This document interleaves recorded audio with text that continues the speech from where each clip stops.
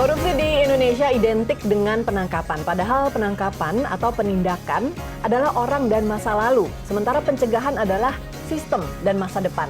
Strategi Nasional Pencegahan Korupsi yang selanjutnya disebut Stranas PK adalah arah kebijakan nasional yang memuat fokus dan sasaran pencegahan korupsi yang digunakan sebagai acuan kementerian, lembaga, pemerintah daerah, dan pemangku kepentingan lainnya dalam melaksanakan aksi pencegahan korupsi di Indonesia. Dalam aksinya, Stranas PK berkolaborasi dengan 5 kementerian dan lembaga, yaitu KPK, Kementerian Dalam Negeri, Kementerian PAN dan RB, Bappenas, dan Kantor Staf Presiden. Lalu seperti apa kiprah Stranas PK dalam upaya pencegahan korupsi di tanah air? Bersama saya, Frida Litwina, Anda menyaksikan Indonesia Forward, Stranas PK Digitalisasi untuk Cegah Korupsi.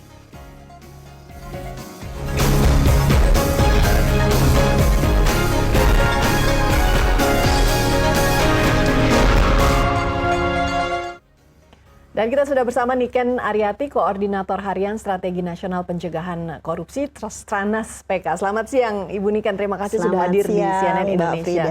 Ibu Niken, bicara mengenai Stranas PK, kita pasti membandingkan dengan KPK. Di KPK ada divisi namanya Divisi Pencegahan. Nah, pertanyaannya apa perbedaan mendasar antara Stranas PK, tugas-tugasnya tentunya dengan Divisi Pencegahan di KPK? Jadi ini kita harus melihat dari sejarahnya. Kenapa keluar Stranas PK? Jadi Mbak Frida, kalau dulu tahun 1998 kita kan ada yang namanya krisis moneter, kemudian di seluruh dunia, sehingga pada saat itu kita semua bersepakat bahwa dunia ini krismon gara-gara korupsi. Sehingga keluarlah yang disebut dengan UNCAC, United Nations Convention Against Corruption. Itu adalah kesepakatan konvensi semua negara di dunia bahwa kita harus menjadikan korupsi sebagai musuh bersama atau extraordinary crime. Pada saat itu jadi acuan itu 9 Desember, di mana UNCAC itu disepakati sehingga menjadi acuan Hari Anti Korupsi Sedunia yang sedang hari ini kita rayakan. Nah, terkait dengan itu di dalam UNCAC, Indonesia meratifikasi UNCAC itu ke dalam Undang-Undang 7 tahun 2006. Di situ disebutkan salah satu mandat peserta yang meratifikasi adalah membangun strategi pencegahan korupsi yang terintegrasi, fokus, dan terukur. Atas dasar itulah maka kemudian pemerintah menyusun perpres terkait dengan strategi tersebut. Dan ini sebenarnya perpresnya sudah lama, dulu istilahnya Rencana Aksi Nasional Pemberantasan Korupsi. Sampai kemudian 4 tahun terakhir ini dengan Perpres 54 tahun 2018 disusunlah Strategi Nasional Pencegahan Korupsi. Nah, tadi sudah disampaikan di depan bahwa sebenarnya Stranas PK ini bukan KPK. Karena di dalam Stranas PK itu ada disebutkan mandat di Perpres berkedudukan di KPK. Dan harus menyelaraskan dengan strategi pencegahan yang ada di KPK. Jadi ini sebenarnya saling bersinergi.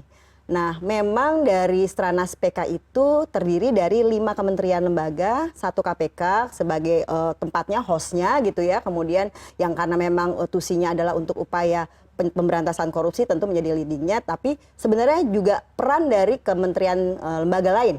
Misalkan seperti halnya dengan Bappenas. Nah, apa sih bedanya perannya? Nah, itu sebenarnya kami di Stranas PK menyusun rencana aksi yang menjadi PR bagi kementerian lembaga dan pemerintah daerah untuk menjalankan dan kemudian mengimplementasikan untuk kemudian kita nilai udah jalan belum ya? Karena ini program pencegahan korupsi yang secara bersama-sama dan membangun sistem. Tadi disebutkan bahwa kalau penindakan itu oknum dan masa lalu, kalau pencegahan itu sistem dan masa depan. Dan membangun sistem itu sekarang buat apa kita nangkepin terus kalau sistemnya nggak berubah. Jadi sistem dalam pencegahan korupsi itu gimana sih membuat orang yang baik gampang gitu loh. Bikin orang yang pengen baik itu jadi gampang, jangan susah. Kita nggak pengen nyuap karena ada sistem, jadi kita terbantu gitu. Nah, itu sebenarnya bagian dari sistem. Tadi disebutkan Bappenas untuk mendorong program-program yang lebih strategis gitu ya, karena memang perencanaan dan mendukung penganggaran juga. Kementerian Dalam Negeri jika memang ada kebijakan yang menyentuh level pemerintah daerah sehingga bisa memberikan guidance, memberikan pedoman bagi pemerintah daerah dan mengakselerasi program tersebut. Kemudian yang ketiga juga Kementerian PAN RB, karena sebenarnya dalam upaya pencegahan korupsi juga ada permasalahan sumber daya manusia, manajemen, kalau kita butuh restrukturisasi, resizing atau apapun itu memang menjadi leading sektornya Kemenpan RB. Kemudian KSP, Kantor Staf Presiden, untuk menyampaikan ke Presiden rapot-rapotnya. Itu kurang lebih. Ibu Niken tadi sudah jelaskan nih lembaga, 5 lembaga yang tadi Bu Niken menjelaskan. Stranas PK ini kan kolaborasi dengan kelima lembaga tersebut. Lalu seperti apa pembagian tugas dan juga koordinasinya? Nah, tadi sudah secara singkat saya sebutkan, akhirnya kita bersama-sama ini setiap 2 tahun sekali kita menyusun rencana aksi apa nih gitu ya, pembagian tugasnya seperti apa nih. Kalau yang terkait dengan pemerintah daerah, kita kolaborasikan dengan kebijakan-kebijakan di Kementerian Dalam Negeri. Ketika kita akan menyusun program-program prioritas nasional bersama dengan Bappenas. Kemudian juga kita mendorong kegiatan-kegiatan yang terkait dengan reformasi birokrasi kita dengan Kemenpan RB. Kurang lebih seperti itu koordinasinya. Jadi dikawal bersama-sama. Makanya tadi bedanya KPK dengan divisi pencegahan KPK sebenarnya menginput rekomendasi-rekomendasi pencegahan yang bisa didorong oleh Stranas PK. Atau misalkan dari hasil implementasi ada kegiatan yang perlu secara detail teknisnya kita sampaikan ke KPK, tolong dong berikan rekomendasi atau review yang lebih teknis lagi terkait yang sudah kita implementasikan dulu. Gitu. Oke, nah Bu Niken seperti apa sebenarnya strategi dan juga program yang dijalankan oleh Stranas PK tersebut, baik kepada lembaga negara atau pemerintahan? Karena sejauh ini kan korupsi banyak terjadinya di lembaga pemerintahan ya Bu ya, baik pusat maupun di daerah. Jadi memang secara umum strategi yang kita gunakan tadi sebagai tema hari ini adalah digitalisasi gitu ya. Kenapa digitalisasi? Karena digitalisasi itu memang bukan satu-satunya resep, tapi itu adalah tools. Karena dengan digitalisasi itu kan rumusnya korupsi adalah transparankan, akuntabelkan gitu ya. Transparan itu kan kasih aja spotlight terang. Nah, digitalisasi itu bagian dari gitu ya, transparan. Dan juga membangun dengan adanya digitalisasi, kita bisa ngecek. Check and balance terjadi. Dan itu rumus-rumus dasar dari pencegahan korupsi kan itu. Transparankan, check and balance sehingga terjadi akuntabilitas. Nah, dan termasuk juga data itu jadi terkumpul dan jadi transparan. Dan bisa di-track. Ke depan kita, ini kan Indonesian Forward, ke depan kita deteksi itu akan dilakukan berdasarkan analisis data yang tersimpan dari database dan seterusnya. Makanya kami mendorong semua upaya itu kita masukkan built-in ke dalam satu sistem, baik itu yang ada di pusat ataupun pemerintah daerah. Sebagai contoh saat ini kita sedang mendorong strategi untuk menjalin sinergi digitalisasi mulai dari desa, pemerintah daerah sampai pemerintah pusat. Contoh Pak Presiden pengen tahu nih, tahun ini dengan uang segitu banyak, jembatan itu berapa sih yang dibangun di Indonesia? Susah loh Mbak, karena ada Kementerian PU yang bangun pakai APBN, ada pemerintah daerah yang bikin APBD sendiri, ada pemerintah desa juga yang bikin. Nah, mengkolek data itu pakai digital. Jadi kita berusaha mengintegrasikan aplikasi-aplikasi yang sekarang beredar. Nanti mungkin pada saat Hakordia juga kita sampaikan di webinar di Bidakara saat ini sedang berlangsung gitu ya, untuk digitalisasi program-program perencanaan penganggaran itu. Nah, Bu, kalau tidak salah Stranas PK itu punya fokus, yaitu 3 fokus. Betul. Nah, yang tadi Ibu sebutkan itu termasuk dalam fokus yang keberapa tuh, Bu? Jadi betul Mbak. Di dalam Stranas PK itu kan kami sesuai dengan amanah Perpres. Di dalam Perpres itu ada 3 fokus. Yang pertama terkait dengan perizinan, kemudian yang kedua terkait dengan tata kelola, kemudian yang ketiga terkait dengan penegakan hukum dan reformasi. Nah, kalau untuk perencanaan penganggaran itu bisa keuangan negara. Nah, kita juga banyak sekali kegiatan-kegiatan yang terkait dengan perizinan, perbaikan perizinan. Karena itu memang sesuai dengan mandat Perpres, jadi kita memang berusaha memperbaikinya sesuai dengan fokus-fokus tadi. Terfokus, terukur, dan berdampak gitulah. Oke. Dengan digitalisasi, Bu Niken tidak hanya untuk lembaga pemerintahan, namun juga untuk meningkatkan pelayanan publik. Salah satu contohnya pelayanan di pelabuhan ya Bu ya. Nah, karena menurut survei Bank Dunia biaya logistik di Indonesia ini ternyata paling mahal se-ASEAN dan termasuk tinggi untuk ukuran dunia ini. Betul. Jadi memang itu sebagai concern ya, kenapa kami di Stranas PK masuk ke layanan pelabuhan. Satu, pelabuhan itu hilir dari semua perdagangan biasanya munculnya di situ. Yang kedua, banyak sekali yang main di pelabuhan. Semua kementerian lembaga kayaknya ada deh cabangnya di pelabuhan, kecuali Kementerian Agama, ada yang bilang seperti itu tuh. Jadi ini gimana sih mengkoordinasikannya gitu ya di pelabuhan. Terus memang kita udah terkenal bahwa pelabuhan itu banyak pungli, layanannya lama, dan memang terbukti dari hasil survei World Bank tersebut. Tapi sebenarnya kabar baiknya Mbak, sebenarnya kita di Stranas PK sudah menjalin koordinasi dengan semua kementerian lembaga tersebut, sehingga kita menyusun beberapa aksi pelabuhan dengan menggunakan mekanisme digitalisasi. Jadi sudah mulai ngobrol, Pelindo bersama dengan Dirjen Hupla, bersama dengan karantina, bersama dengan Dirjen Bea Cukai. Jadi kalau misalkan ada kapal masuk, sekarang kita bisa single submission. Ini masuk dulu satu-satu yang meriksa. Bea Cukai periksa, kemudian Badan Karantina periksa. Nah, itu sekarang sudah bisa namanya joint inspection. Datang kapal sehingga bisa dilakukan pemeriksaan secara bersama-sama. Dan alhamdulillah sekarang sebenarnya juga dwelling time kita juga sudah semakin baik gitu ya. Sekarang sudah sekitar 2, dulu kan sekitar lebih di atas 3 hari. Sekarang 2, dan berdasarkan survei UNCTAD yang terakhir kita tuh udah masuk 20 besar lah pelabuhan-pelabuhan yang dengan kinerja yang cukup baik gitu, selama 1 tahun. Jadi memang cukup berprogres dengan adanya digitalisasi. Mau nggak mau orang harus input. Jadi bisa terjadi saling cek. Bea Cukai bisa ngecek apa yang terjadi di Badan Karantina dan seterusnya. Itu sih sebenarnya bagian dari prosesnya. Dan juga untuk kawasan pelabuhan ini juga sebenarnya muka Indonesia kan di situ. Kita kan dihitung berdasarkan CPI, Corruption Perception Index. Corruption Perception Index itu apa sih? Orang yang disurvei itu kan biasa pengusaha, pengguna layanan publik. Nah, mereka disurvei, ditanya bagaimana sih bisnis di Indonesia. Kalau mereka bilang, oh di pelabuhan saya kebanyakan pungli, udah langsung jelek deh tuh nilai kita. Nah itu makanya kita di dalam Stranas PK, 1 itu karena fokus, dan kedua itu menjadi cermin dari aktivitas perekonomian kita gitu. Oke, nah Bu, untuk mencapai kemajuan-kemajuan ini tentunya di pelabuhan ya, ada banyak kementerian dan lembaga yang terkait. Bagaimana caranya untuk membuat mereka kemudian bersinergi dan akur gitu? Nah ini kerja berat ya. Pertama sih kalau kami berusaha untuk tidak ada kepentingan di situ. Harus untuk menjadi dipercaya sebagai mengintegrasikan kebijakan-kebijakan, kita tentunya nggak punya kepentingan yang macam-macam gitu ya, nggak ada vested interest, mata-mata untuk perbaikan layanan dan untuk mencegah korupsi dengan membangun sistem itu, sehingga kita bisa dipercaya sebagai juru negosiasi gitu ya antar kementerian. Karena sekarang ini kenapa kita masih berada di posisi ini, yang disebut koordinasi itu ternyata barang mewah di negara kita. Kalau kita kan mikirnya gini, koordinasi kalau saya sama Mbak Frida bisa kerja bareng gitu kan sebenarnya enak, kerjaannya jadi dibagi 2, 50-50 gitu kan. Jadi saya nggak berat-berat amat. Itu kan kalau yang normal nih, tapi kalau yang enggak tuh jadi 50-50 berarti gitu kan. Nah ini gimana membagi dengan adil ya itu tadi, dengan komunikasi yang baik lah. Oke, nah Bu Ni kan kita jadi penasaran nih dengan aksi pelabuhan. Kita simak bagaimana capaian Stranas PK sepanjang 2021 hingga 2022 beserta rapor pelabuhan yang menjadi pilot aksi Stranas PK dalam tayangan berikut ini.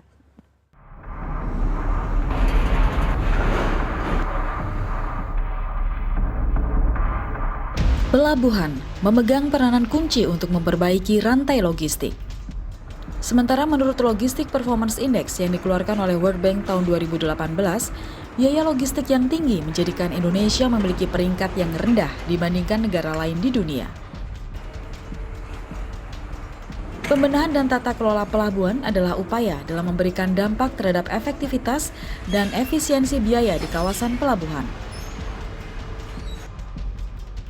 Aksi pemangkasan birokrasi dan peningkatan layanan di kawasan pelabuhan adalah salah satu dari 12 aksi Strategi Nasional Pencegahan Korupsi Stranas PK. Stranas PK telah mengidentifikasi 3 kelompok subjek dalam pengelolaan kawasan pelabuhan. 3 kelompok subjek ini menjadi pijakan untuk perbaikan dan pembenahan yang dituangkan dalam 5 aksi. 5 aksi tersebut yaitu mengurai regulasi yang tumpang tindih, tata kelola tenaga kerja bongkar muat atau TKBM, implementasi National Logistic Ecosystem atau NLE, penerapan sistem layanan, dan perbaikan birokrasi penyedia jasa layanan pelabuhan.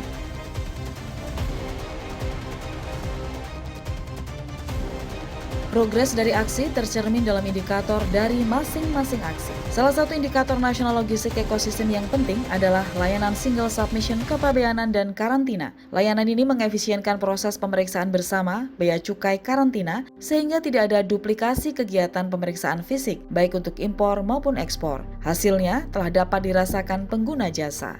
Sekarang didukung dengan sistem digital yang berlaku sekarang ini ya, tentunya juga menurunkan kos untuk penyediaan manpower kami untuk dilakukan di pelabuhan.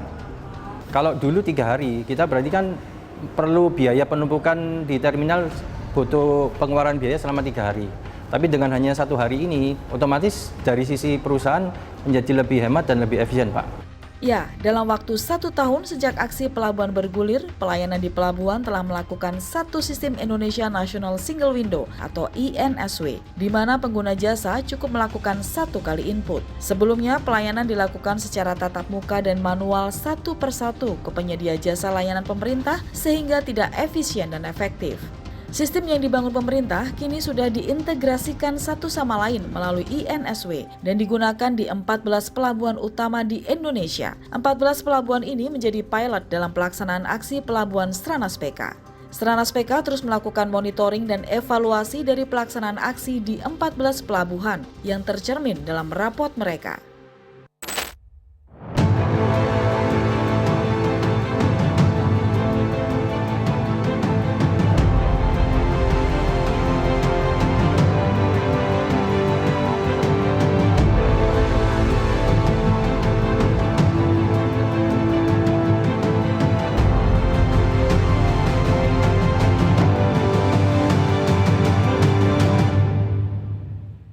Ya, keren banget nih Bu Niken, pelabuhan udah seperti ini sekarang.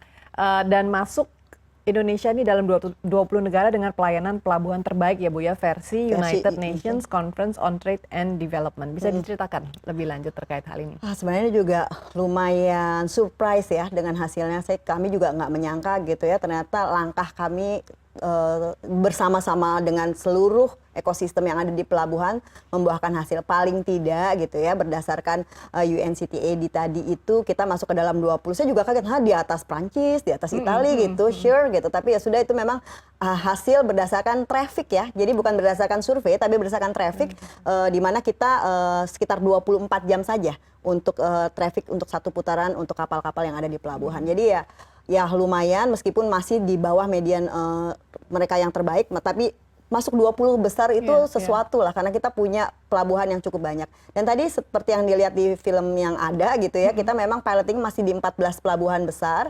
Tahun depan rencananya akan kita expand menjadi 20, dan titiknya tidak cuma di kawasan pelabuhan, karena yang disebutkan adalah biaya logistik. Biaya logistik kan tidak hanya di kawasan pelabuhan, tapi dari depot sampai dengan depotnya lagi. Jadi ada kita perimeternya kita perluas gitu ya untuk tahun 2023-2024. Insya Allah mudah-mudahan semakin baiklah nanti angka-angka ke depannya. Amin Bu Niken. Di pelabuhan Stranas PK menemukan persoalan terkait pengelolaan TKBM. Karena sekarang di beberapa pelabuhan sepertinya sedang misinformasi mengenai tata kelola TKBM ini. Sehingga banyak demonstrasi yang dilakukan TKBM. Kita akan bahas selengkapnya sesaat lagi, tetaplah bersama kami.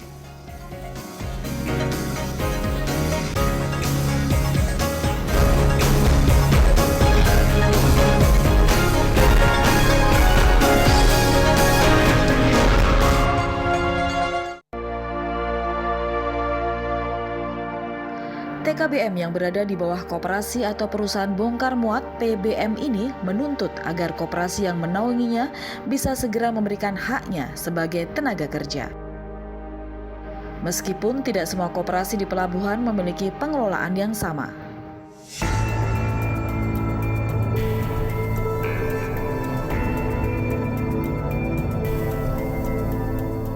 Kalau kesejahteraan kita dari koperasi sendiri sudah ada. Namanya swakelola. Swakelola kesehatan keluarga anggota koperasi. Kalau dari saya sendiri yang bersangkutan bekerja di koperasi, yang diikutkan BPJS. Ada 3 item yang diikutkan. Jaminan kecelakaan kerja, jaminan hari tua, dan jaminan kematian. Namun nasib mereka tetaplah sama, sebagai tenaga buruh lepas tanpa jaminan pendapatan tiap bulannya. Kalau di sini kita pada dasarnya gajiannya harian lepas, Ibu. Jadi kalau kita off di rumah ya nggak dapat gaji, karena kita harian lepas. Harian lepas itu kalau kita kerja baru dibayar.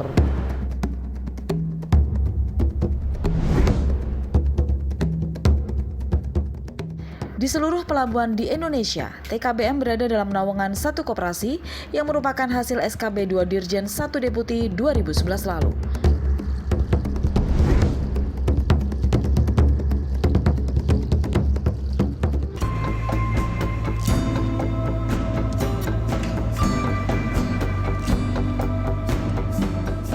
Stranas PK mengupayakan perbaikan dengan mengembalikan peraturan perundangan yang berlaku untuk pengelolaan TKBM di kawasan pelabuhan, yaitu dengan memperbaiki tarif jasa TKBM serta memperbaiki layanan menjadi lebih profesional sesuai dengan kebutuhan pengawasan di pelabuhan.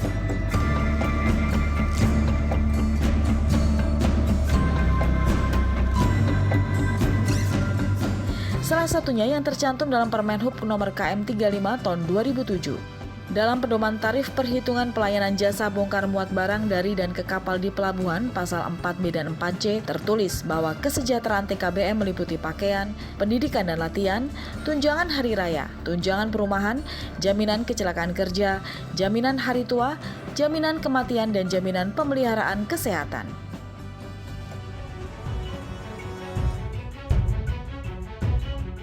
Namun kenyataannya hingga kini kesejahteraan itu belum mereka dapatkan. Tidak ada yang namanya sejahtera. Contoh,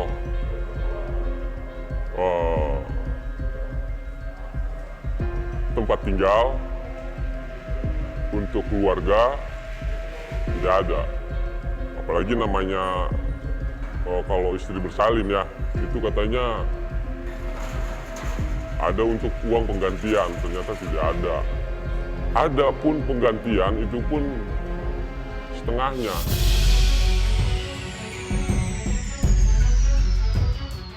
Mitigasi konsep pengelolaan TKBM harus segera dilakukan sebagai salah satu aksi dalam tata kelola pelabuhan agar lebih efektif dan efisien, agar tidak ada lagi celah konflik dan ketidakpastian.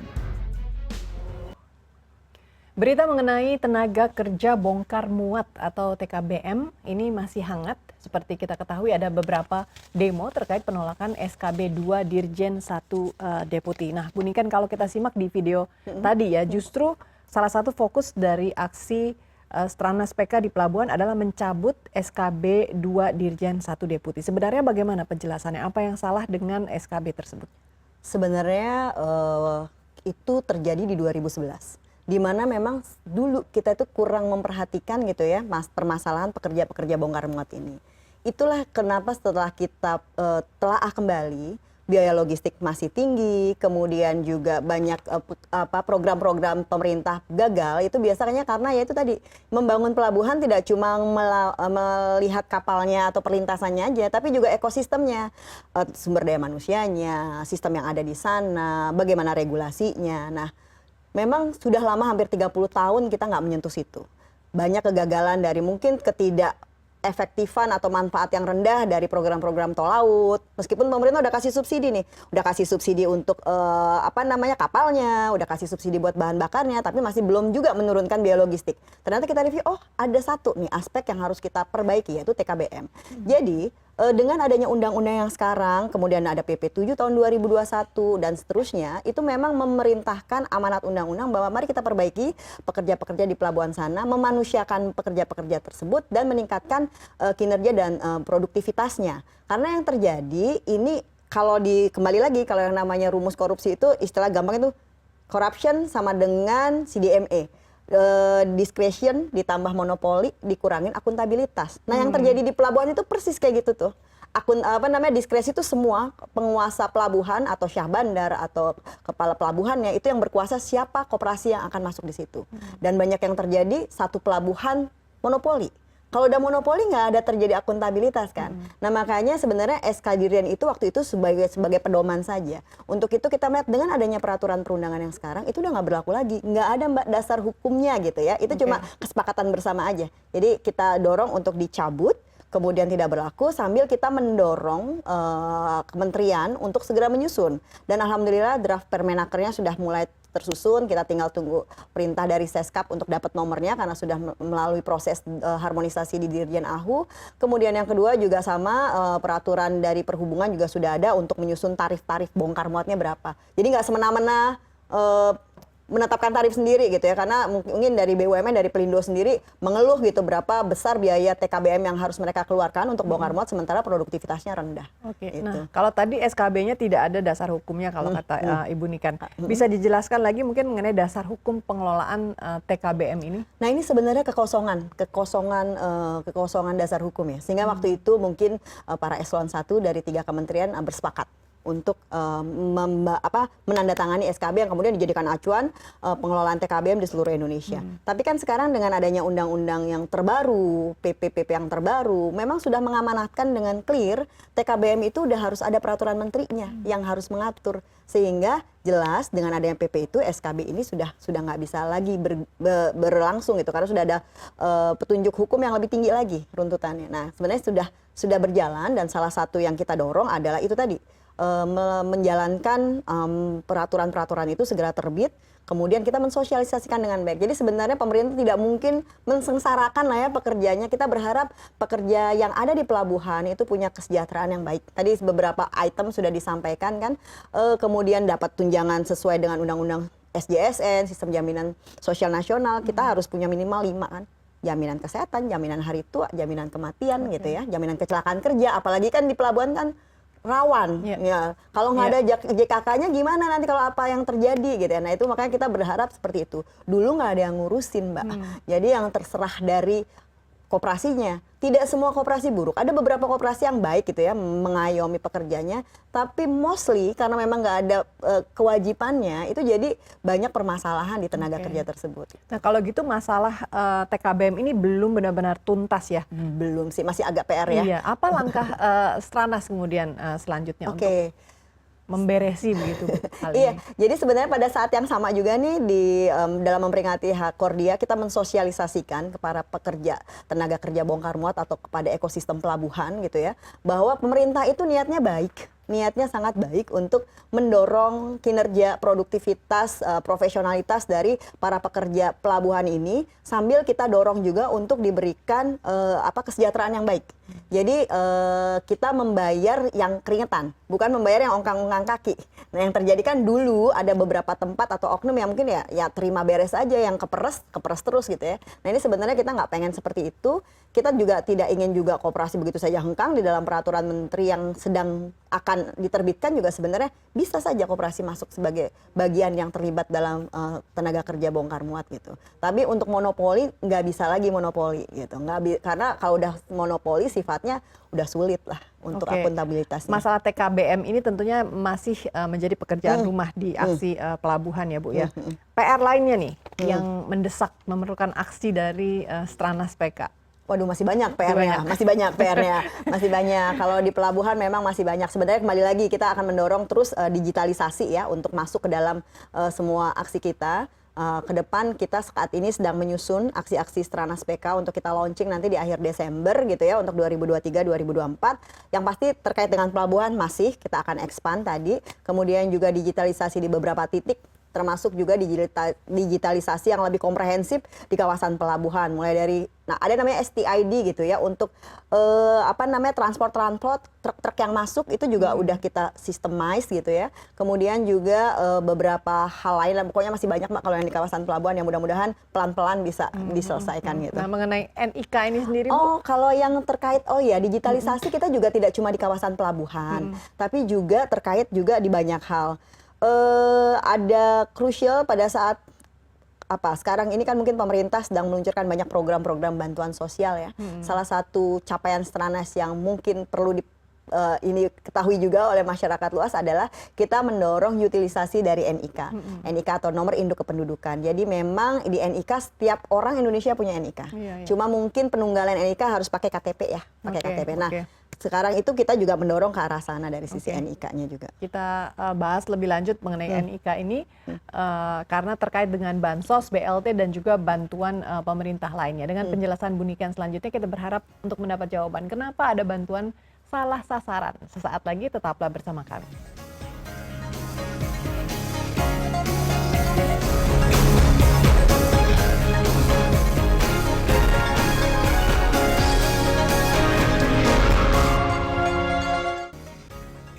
Terima kasih Anda masih menyaksikan program Indonesia Forward, Stranas PK digitalisasi untuk cegah korupsi. Bu Niken bicara mengenai bantuan sosial atau bansos, kita semua tahu banyak yang salah sasaran ini. Apakah ini kemudian menjadi target yang diutamakan oleh Stranas PK? Betul Mbak. Untuk dibereskan begitu ya Bu ya?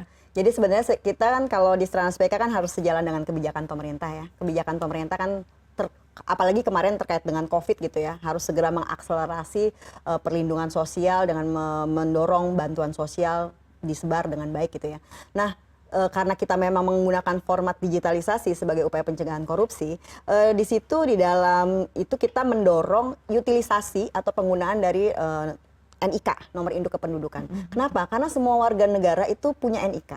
Nah, di satu sisi Kementerian Sosial sebagai yang memiliki dan bertanggung jawab sebagai wali data terkait dengan perlindungan sosial gitu ya, mereka punya yang namanya disebut dengan DTKS, Data Terpadu Kesejahteraan Sosial. Nah, kita nih mengawinkan NIK yang dimiliki oleh Kementerian Dalam Negeri dengan data yang dimiliki oleh Kementerian Sosial. Gini, sehingga itu kan lebih memudahkan untuk updatingnya. Karena meninggal, kemudian lahir, pindah, cerai gitu ya, kawin, itu kan tercatat di Adminduk. Jadi bisa saling memadankan. Nomor KTP kan maksudnya ya Bu ya? Nomor KTP itu, nomor KTP. Dari situ NIK itu dipadankan sehingga kita nggak capek-capek lagi melakukan survei, mengupdate terus gitu ya. Nah, di situ kita berusaha mengawinkan, kemudian juga dengan program-program yang lain. Dengan mungkin bantuan subsidi upah oleh Kemenaker, kita juga dorong pakai NIK. Dengan pakai NIK, terus kita kawinkan lagi dengan data DTKS. Nah, pernah terjadilah waktu itu sempat kita bisa mengidentifikasi, waktu itu dulu Kemensos punya bantuan subsidi upah juga, Kemenaker juga punya bantuan subsidi upah. Pada saat akan melakukan program, kita minta sebentar, tolong dikawinkan dulu nih datanya nih. Jangan-jangan ada yang double, dan ternyata benar, kita menemukan ada sekitar 2,6 juta data calon penerima BSU yang sebenarnya sudah terima bantuan upah di Kemensos. Akhirnya itu bisa kita dorong untuk stop, dan itu lumayan menghemat sekitar 1,5 triliun kan, bisa disebar ke lain yang belum dapat. Itu untuk double-doublenya, dan beberapa hal lain yang kita bisa dorong dengan menggunakan NIK, misalkan kita dorong juga, kita endorse juga Dirjen Pajak untuk NPWP dengan NIK. Kenapa? Karena jadi enak. Nanti kalau Dirjen Pajak bisa nge-trace itu kan semua orang pakai NIK. Mbak Frida kalau misalkan mau beli mobil pakai KTP, ada NIK-nya.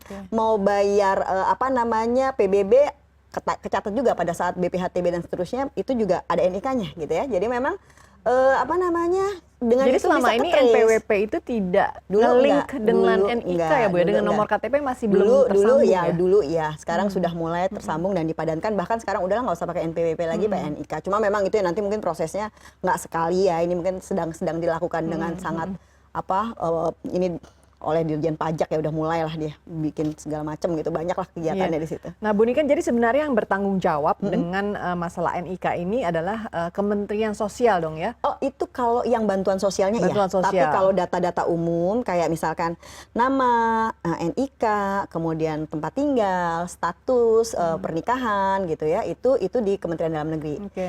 Jadi mekanisme seperti ini. Untuk data-data umum itu yang punya Kementerian Dalam Negeri. Tapi wali data untuk perlindungan sosial itu di Kementerian Sosial. Wali data penerima bantuan iuran di BPJS Kesehatan itu yang punya Kementerian Kesehatan. Jadi di Indonesia itu dibagi-bagi nih. Nah, ini kita berusaha gimana sih supaya saling ngobrol data-data kependudukan itu, data-data program. Mau program Indonesia Pintar kan ada NIK-nya juga. Anak-anak kan kalau lahir di kartu keluarga tuh ada tuh NIK-nya. Nah, itu juga kan sebenarnya ada.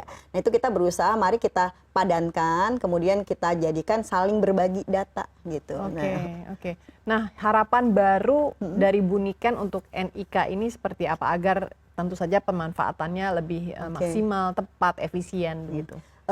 Supaya dengan adanya NIK di Stranas, kami berharap terjadi proses pertukaran data. Mungkin misalkan gini contohnya, data yang dimiliki oleh BPJS Kesehatan gitu bisa saling ngobrol dengan data yang ada di Adminduk yang dikelola oleh Kementerian Dalam Negeri. BPJS kan tahu misalkan ada pada saat peserta BPJS meninggal misalkan, kan tercatat, kita bisa langsung kasih tahu, oh Pak ini meninggal dengan nomor NIK sekian, sudah ada yang meninggal, kan itu bisa ketahuan karena ada akte kematian dari rumah sakit yang kemudian diklaim ke BPJS, misalkan dicatat BPJS. Nah, itu data itu jadi kita nggak perlu lagi ngulang-ngulang lagi gitu. Yang terjadi di negara kita kan biasa, ini nanti Mbak Frida punya kebijakan apa, mari kita lakukan pendataan lagi, mari kita lakukan pendataan lagi. Padahal sebenarnya udah punya, tinggal ngobrol aja. Nah, itu sebenarnya kita tuh di situ pengen mengoptimalkan atau mengutilisasi NIK sampai mungkin nanti 2024 kali ya, kita akan dorong terus gitu. Oke, nah Bu Niken, berarti NIK ini sangat penting, bukan hanya terkait urusan bansos saja ya Bu ya. karena datanya jelas digunakan juga untuk yang lain-lainnya. Apakah NIK ini bisa digunakan untuk aksi pencegahan korupsi, Bu? Oh, sangat bisa. Karena ini sebenarnya untuk tracing gitu ya. Tracing kita juga punya salah satu aksi namanya beneficial ownership atau BO. Itu juga bagaimana kepemilikan dari perusahaan itu kan dicatatkan ke Dirjen AHU. Nah, di situ kita menggunakan currency, ibaratnya itu kata ini currency-nya itu ya pakai NIK. Jadi misalnya Mbak Frida punya CV baru, mau didaftarkan di notaris, dimasukkan ke Dirjen AHU, klik NIK.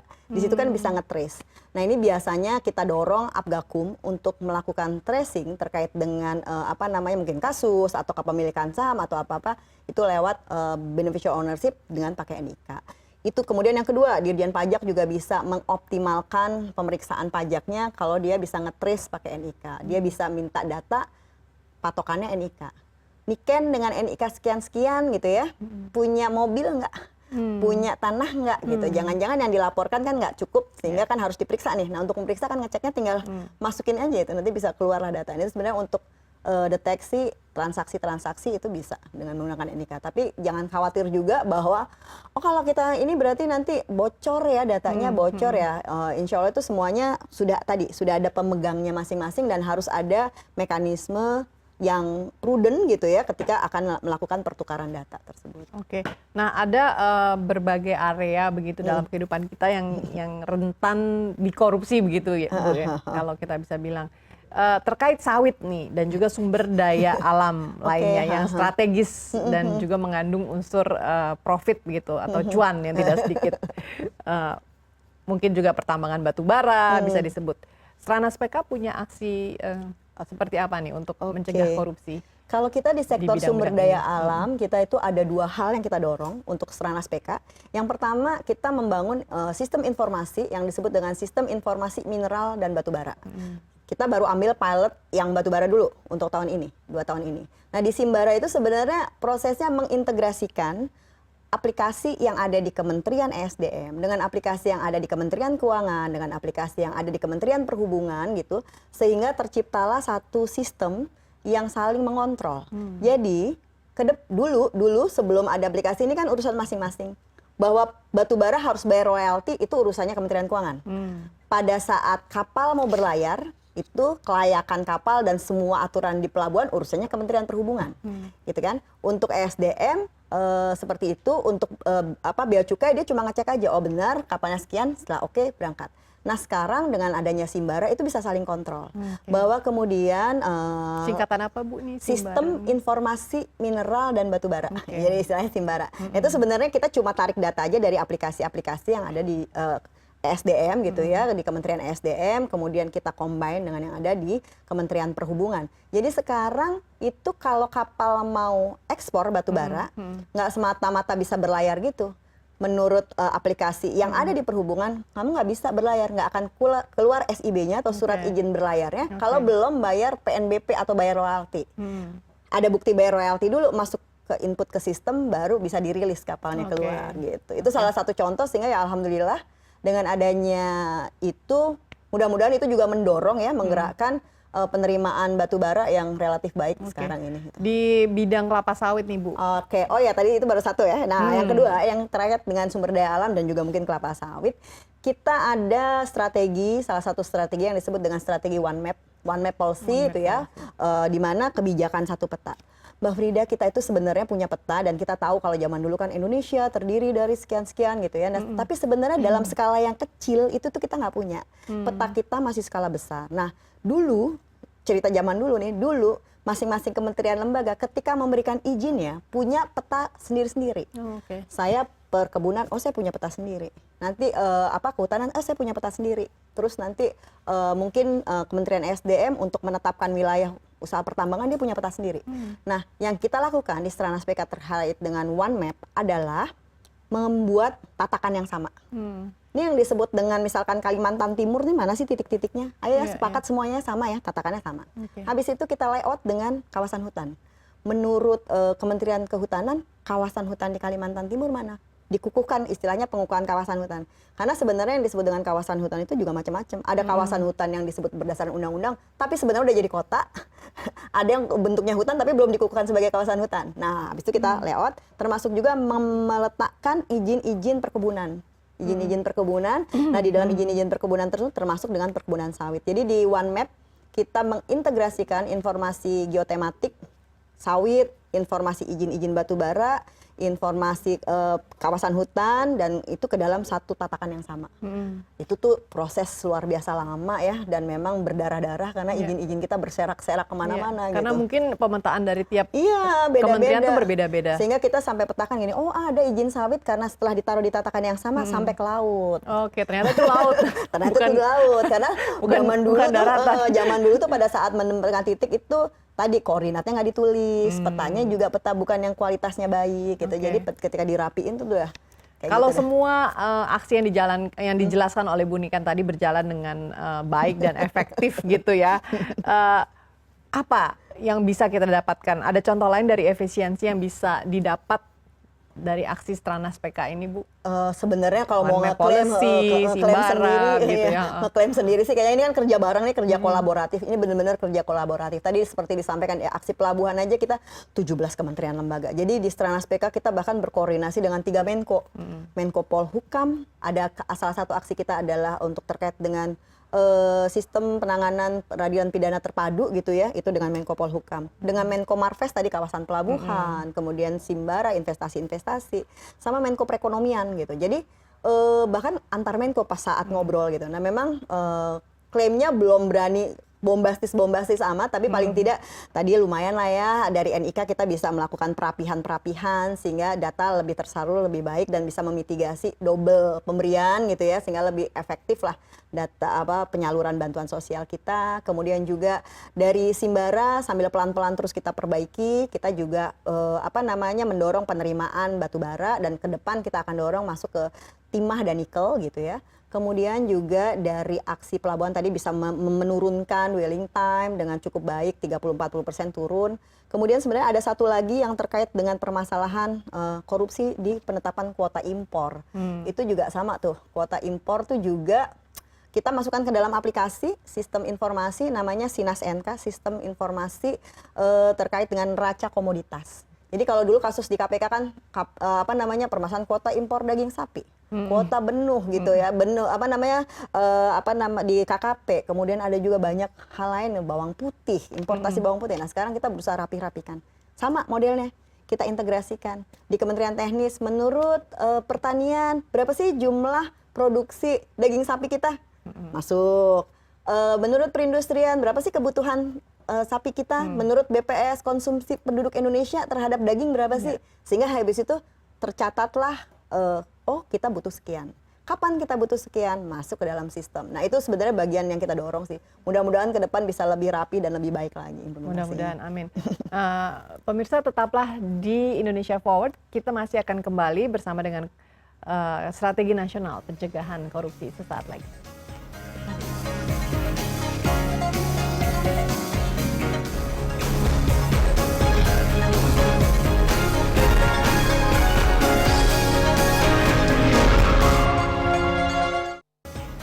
Anda masih menyaksikan program Indonesia Forward, Stranas PK digitalisasi untuk cegah korupsi. Bu Niken, yang menjadi prioritas dari Stranas PK ini adalah digitalisasi. Kenapa dipilih digitalisasi? Sebenarnya itu kalau kami melihat digitalisasi itu satu sesuai dengan era sekarang, masyarakat kita udah jadi masyarakat digital, semuanya menggunakan mekanisme digital gitu ya. Yang kedua, digital itu meskipun bukan sebagai satu-satunya alat gitu ya, atau obat untuk semua pencegahan korupsi, enggak.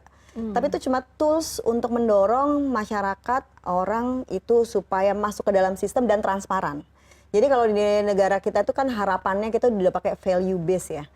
Tapi value base itu ibaratnya nggak usah ada polisinya, lampu merahnya mati enggak, tapi saya tahu nih saya nggak boleh melakukan gitu ya. Nah itu value base. Tapi kan kita masih belum pada tahap itu. Jadi kita mendorong melalui rule base, peraturan-peraturan yang kita kemas dalam bentuk aplikasi atau digitalisasi gitu ya. Memang kendalanya saat ini sangat banyak sekali aplikasi-aplikasi yang dibangun. Cuma kadang-kadang itu tidak diutilisasi, dimanfaatkan dengan benar. Nah, program di Stranas kenapa digitalisasi adalah karena satu, itu mendorong transparansi. Orang masukin data, semua bisa lihat, semua bisa terkonek. Yang kedua, menjadikan tadi check and balance gitu ya, mengimbangi gitu ya. Kalau misalkan saya menulis Niken, kemudian usia 21, susah gini, kamu kan bukan 21 umurnya gitu kan, itu adalah bagian dari check and balance nih, salah satu contoh ya. Nah itu kan bagian dari check and balance dan kemudian menjadi kontrol. Kalau misalkan dan menjadikan bisnis proses itu menjadi lebih lancar dan saking terkendali.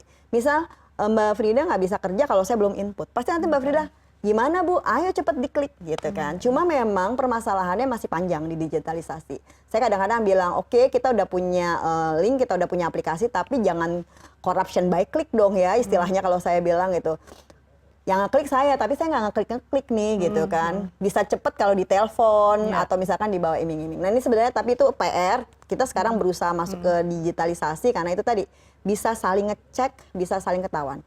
Dan yang terakhir sebagai alat deteksi yang baik untuk nanti ke depan seperti apa. Karena dengan digitalisasi data masuk semua sehingga kita bilangnya mungkin istilahnya big data ya. Kelihatan nih trennya nih.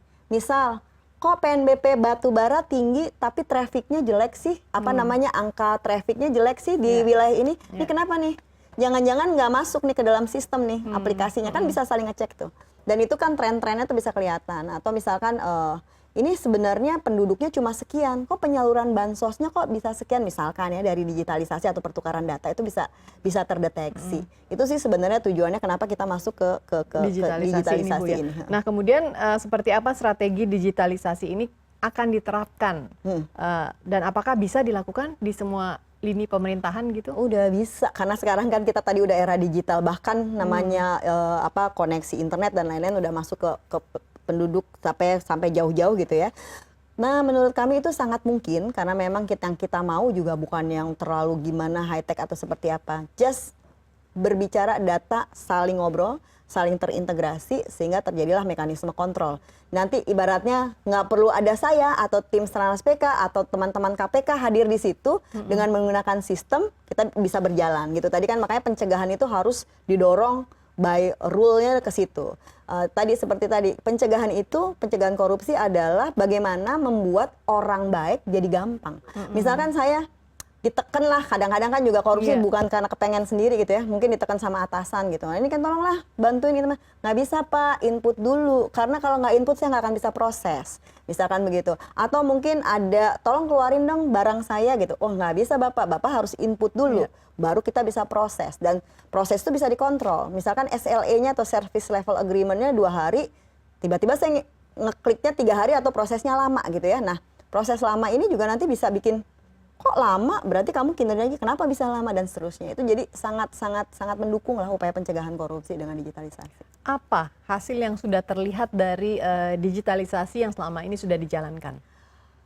Beberapa hal yang menarik, tadi saya sudah cerita banyak terkait dengan mungkin penerimaan negara dan lain-lain gitu ya. Kalau yang terkait dengan mungkin ini yang disebut, kita ada Stranas mulai dari data-data komoditas, data-data kependudukan, sampai juga akhirnya data perkara penanganan kasus pidana. Bersama dengan Menko Polhukam, kita ada namanya SPPTTI, Sistem Penanganan Pidana Terpadu, Terintegrasi gitu ya. Nah ini gimana? Membangun platform di mana data di kepolisian, dengan data di kejaksaan, dengan data di Mahkamah Agung atau pengadilan, dengan data di BNN, dengan di KPK, sampai dengan di Dirjen Pas itu saling ngobrol.